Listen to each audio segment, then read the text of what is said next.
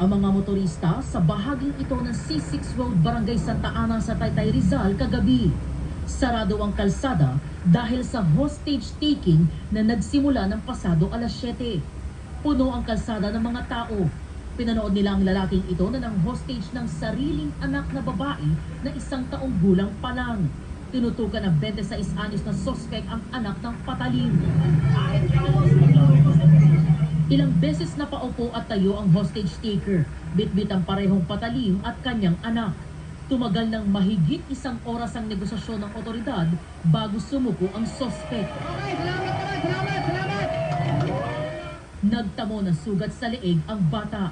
Agad inaresto ang suspect. Ayon sa pulisya, nakipag-away muna sa live-in partner ang suspect bago hinostage ang anak. Gusto niyang takasan yung krimen na ginawa niya. Reportedly, nililis na niya yung kanyang stepdaughter. Kwento ng live-in partner ng suspect, nakita niya raw mismo sa loob ng bahay nila na hinahalay ng suspect ang anak niyang babae na 13 anyos. Nalaman din daw niyang matagal na itong ginagawa ng live-in partner. Ginawa niyang halos sex toy. Yung bata, kung may pagkakataon siya, nire-rape niya. Umuwi raw sa probinsya ang suspect para tumakas. Di nila namalayan na nakapasok ito ng bahay kahapon at nagwala.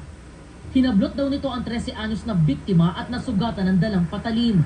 Pati ang ka-live-in nasaktan din. Pagkatapos po nun, tumakbo na siya hanggang palabas dun sa hanggang highway na. Dala-dala na po yung baby. Binaliktad niya ng gano'n yung bata. Sabi niya, hindi lang ako ang mamamatay ngayon.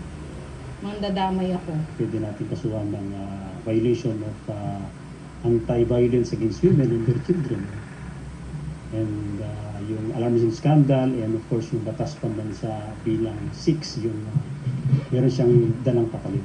Yung ginamit niya sa hostage. Nakakulong sa Taytay Municipal Police Station ang suspect.